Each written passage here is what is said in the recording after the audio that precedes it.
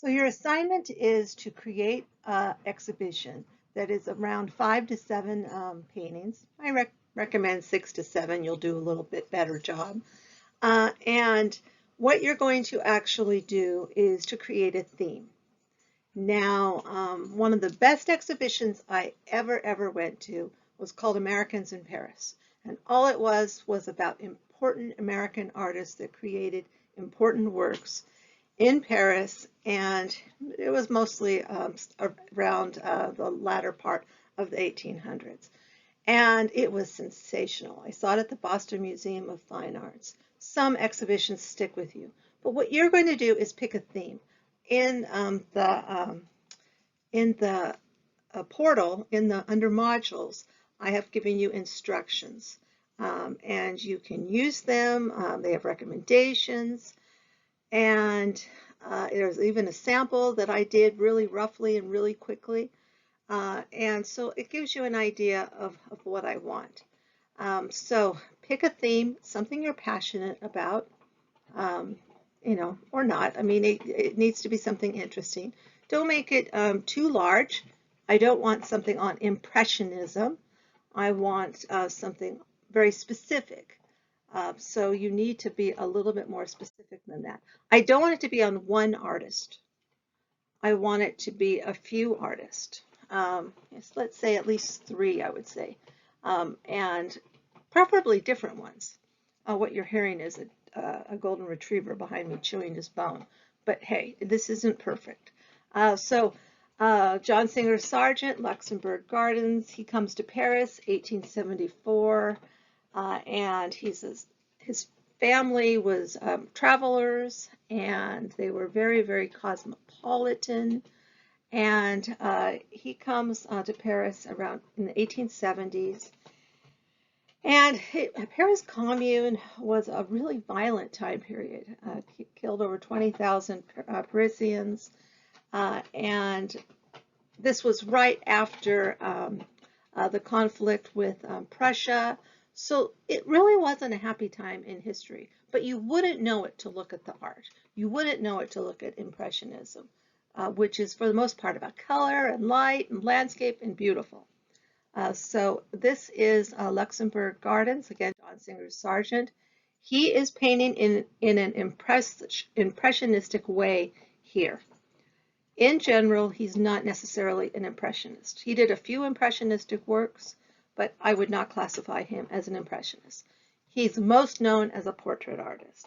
So this is a beautiful park that was outside of a Latin Quarter where he lived, and he probably spent some time here. But in any case, it's really quite lovely. So again, you're going to create a well-written, compelling packet that is essentially something you would give to your docents when they were going on a tour. So they're going to tour this short room, and they're going to basically talk about your vision of what was important about these works. So you get to be the art historian, and you get to tell us what's important about these works. Now, most of the time when you're talking about a work, you're going to talk about which ism it's part of. Is it a realism? Is it impressionism? Is it pop art? Is it very contemporary? So that would be something that I would include. What medium is it? That would be something that I would include. The dimensions, because maybe one of you people might ask, oh, how big is it? Oh, it's 70 by 70 inches. Okay, so the dimensions might be helpful. But you're essentially going to create this tour. So again, a sample is in the module. This is a guide. But how can you make this really interesting for various aged adults, maybe some children, but of course you can have some nudes, so don't let that limit you. So in any case, it needs to be within the class framework, which is mid-1800s to the basically 1980s. If you happen to be in my writing courses, who also have this assignment, you have a more wide open time period. You may choose Paleolithic to present day, but my modern class, the focus is on mid-1800s to basically 1980s, or an artist that was active in 1980s. You may have one work that is outside of that time period, but still in this main theme. So, Louise Bourgeois, certainly this is an interesting sculpture. This is installation, mixed media. Now, when I'm talking about your exhibition, it's not including film, it's not including fashion. It's primarily going to be paintings and sculpture and maybe a small installation. So those would be basically the parameters. And photography is okay as well. You may also include photography. Now it says here 750 to 1,000 words. If you go over to 1,200, that's fine. It's easy to do in this paper. Include pictures of the works. And this is one weird situation where single, not double spacing is actually preferred. Because right next to the picture, you'll have a box or however you want to format it with, again, your information. So again, you want to make sure the title is in there, the artist is in there, the date is in there, and it should be, of course, the correct format. You should have the artist's name, the title. The title is generally in quotation marks or in or italicized, and then the date. So yes, carefully proofread. Cite where you get the facts. No Wikipedia, no BuzzFeed. I'm not crazy about ArtStory. What I do like you to use is the library database. JSTOR, Oxford Art Online, and you go to the library database and you're going to click on databases. It's right on your home page. You just need to click on library first, and then you click on databases, and then it puts you right into an incredible amount of databases. And then you're going to click on art because it's going to get real specific. JSTOR and Oxford Art Online, art bibliographies, there's a lot of really great information. It's going to make your job easier finding sources. Really is. So this was another image that was in the exhibition that I went to, because again, it's Americans in Paris. Mary Cassatt, she's working with the French Impressionists, but she was an American in Paris. So very well known for these gorgeous mother and child paintings. And then I saw the following work at the museum. So this was part of the exhibition. And so this was Little Girl in Blue Armchair. And it's a large work, a lot larger than a lot of her other works. And the edges are downright unfinished. You can see canvas. It's very, very modern in that way. So it wasn't, academically little teeny tiny fine details for everything. So I'd call this I'm bored. The little girl has thrown herself back into this chair. She's sitting in an unladylike manner. Even though she's a little girl, these are the sort of things they cared about in the 1870s. So she's kind of thrown herself back. And that was one of the criticisms for this image. They didn't like the fact that the little girl is sitting like this. They thought it was too provocative. Mary Cassatt loved little griffon dogs, and so she had these, a number of these, and little dogs, and so they show up in a number of her works actually. So the color is actually closer to this image when you actually see it, but I couldn't find a really, really good resolution for it, so I went with what I had available. And so here you see one of these little dogs. These are, again, a breed that she was particular with. I have a thing for big dogs. She has a thing for little dogs. Francois with Black Dog, 1880s. Probably a village girl that lived near her. Mary Cassatt actually did achieve success in her life. She did do well. She came from a family with some money. She had a lovely chateau in France. Cassatt, 5 o'clock tea. This was also at the Boston Museum of Fine Arts. One of the things they do at the Boston Museum of Fine Arts when they exhibit works is in front of the works, they'll actually have like a table, and the table will actually have items that look like what's in the picture. It's really kind of a cool thing that this museum is kind of known for. And so, indeed, that's what they did. They had this particular work, and then in front of it, they had this beautiful tea set that looks a lot like this. This silver plate tea set. And interior scenes, quiet interior scenes, this is what she's known for. Not so much outside, not cafes, because Mary Cassatt was not in the outer sphere as much as the male artists were. She was more in the domestic sphere. So you have women that are reading, women that are having tea. So these are some of the things that I would write right next to it. That here's an interior scene of Mary Cassatt. It's called blah, blah, blah, blah, blah. And again, it's interestingly cropped. It has a kind of photographic quality. That's because she was inspired by photography, as was her colleague, Edgar Degas, who she deeply admired. Edgar Degas and Mary Cassatt were good friends. We think that's all they ever were. They've tried to find little romantic links. We haven't found it. I think they were good friends. But they also got annoyed with each other, like some friends do. So they were friends, but every once in a while he'd really tick her off by saying something insulting about American women painters or something like that. So in any case, they did have a great relationship for the most part, but they did have their moments. Winslow Homer's Summer Nights. Now, this is not a very large work. It's actually a pretty small work.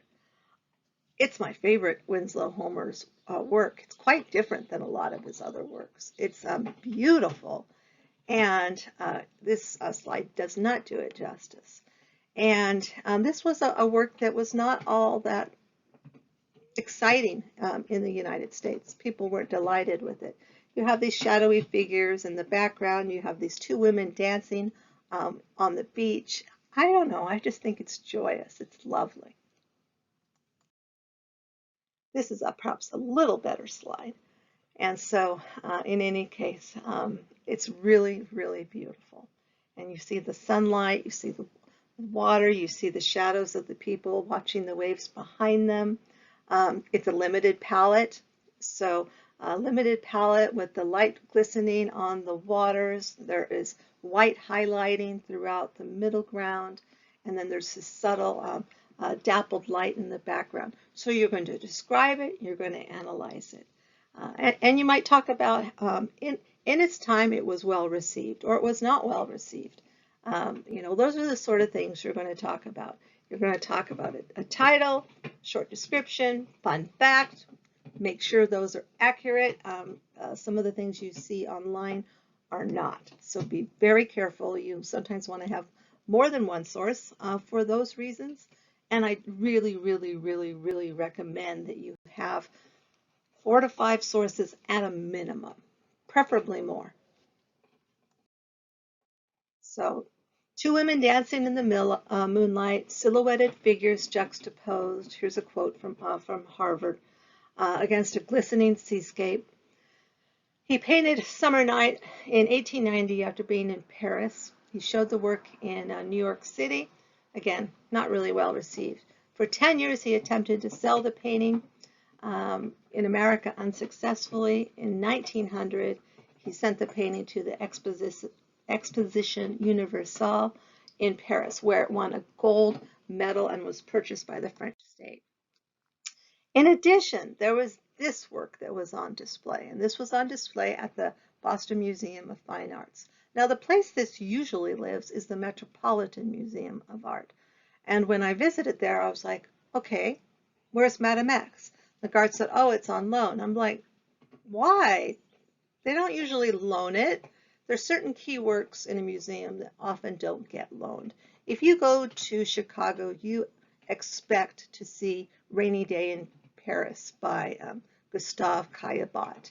And you expect to see George Seurat, Sunday Afternoon on the Island of Grand Jatte. Those are things that are almost associated with Chicago. So if I got there and that those things weren't there, I would be baffled. So again, there's some paintings that don't seem to be loaned very much. But this was apparently a special loan because it was on loan. This was an extremely controversial painting in the end of the 1800s. And here you have this beautiful woman, Madame X, and her strap is falling off. And later he actually painted it back on. This is unusual for him. He didn't tend to make corrections like that. He tended to, just shrug and go, like, deal with it, basically. So in any case, let's see. So who was she? She was an American socialite. He had apparently tried to get the opportunity to paint her for 2 years.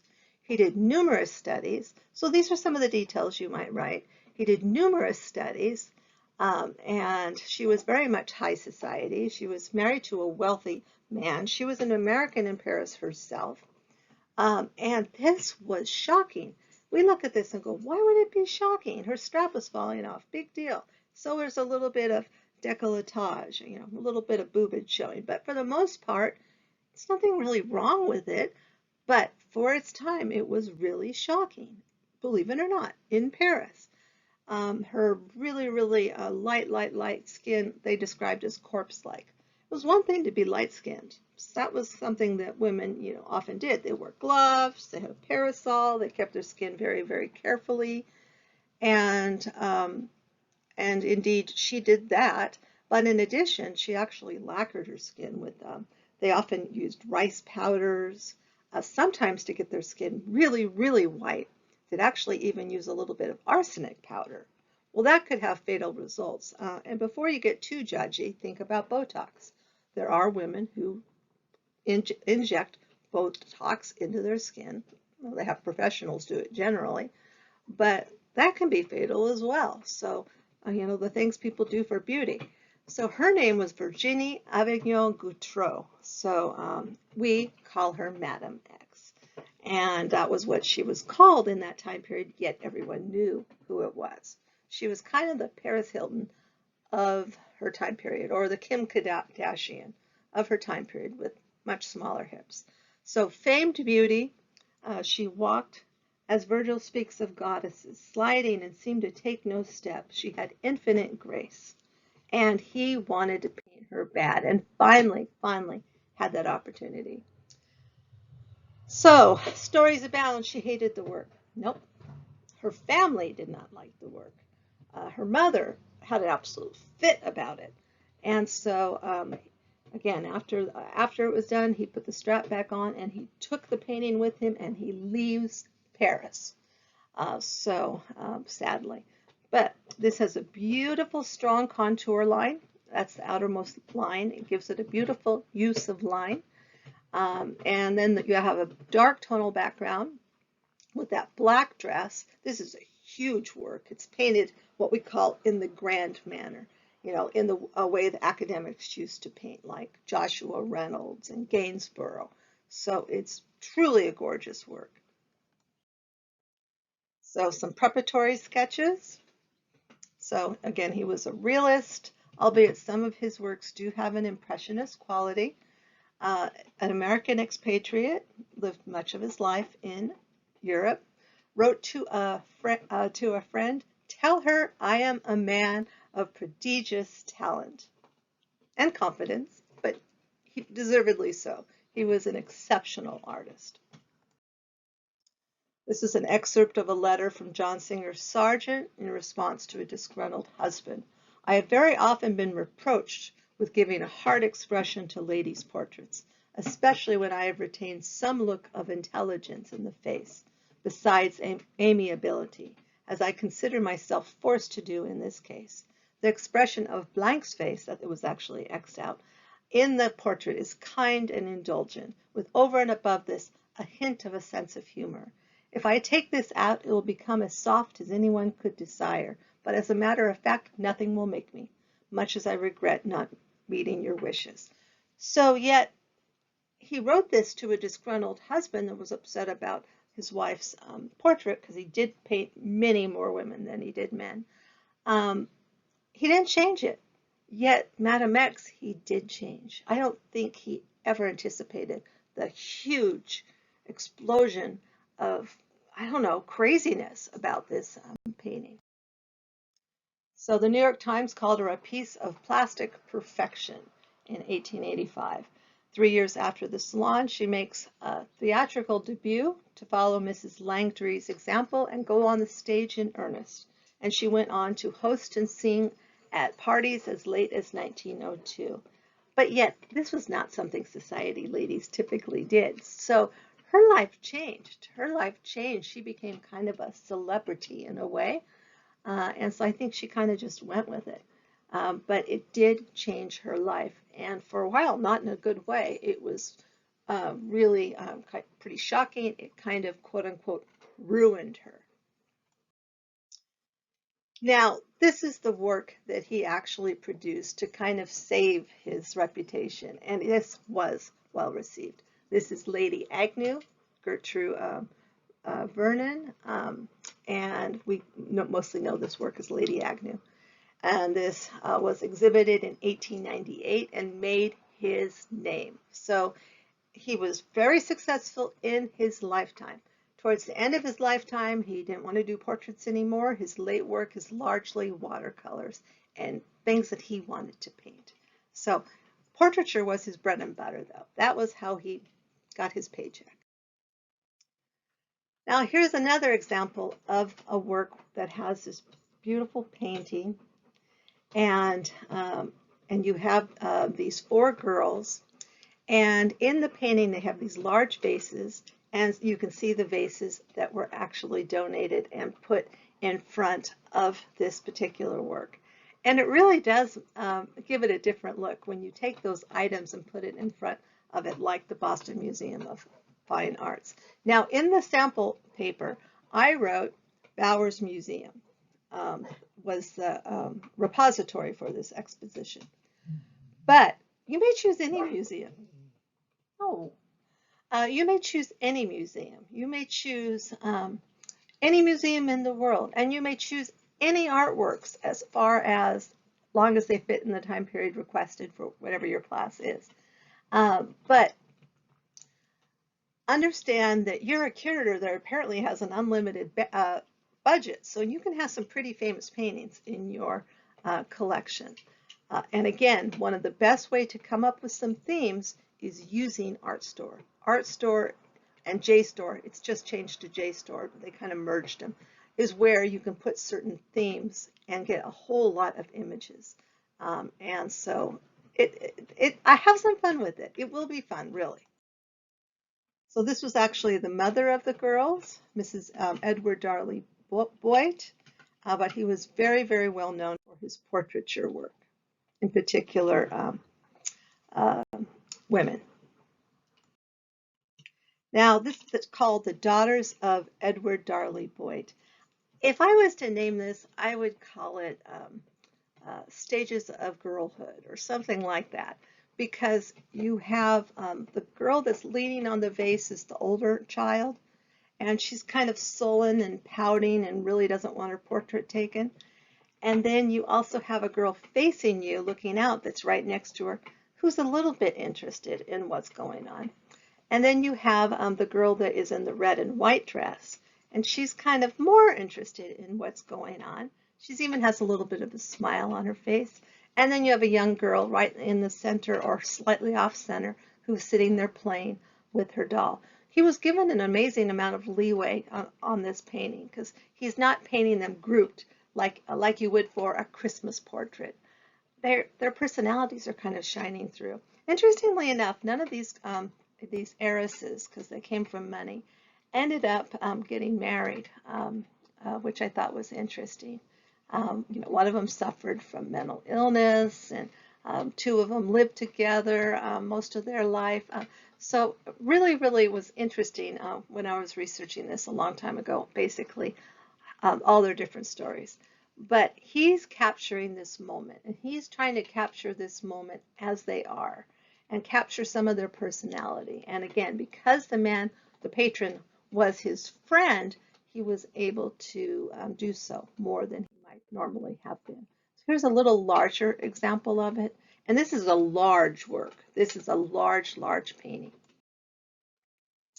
He was inspired by Velázquez, Las Meninas. You can see the palette, you can see the lighting.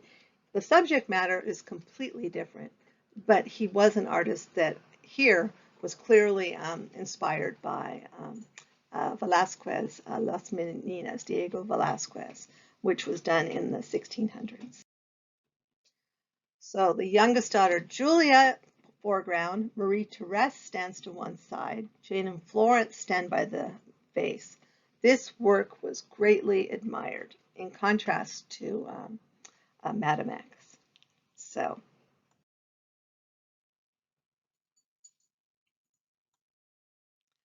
James McNeill Whistler. Now this was at the very end of the expedition. This is the grand finale because so many people, of course, admired this work. And this is a pretty famous, famous work.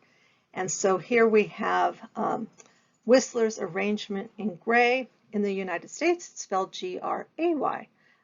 In England, it's E-Y. So I always kind of teach my student that in the UK/England, it's G-R-E-Y, because again, the English do something different than the Americans. So that's one way to remember which is which.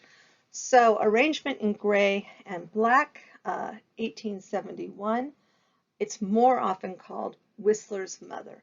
The repository is Musée d'Orsay.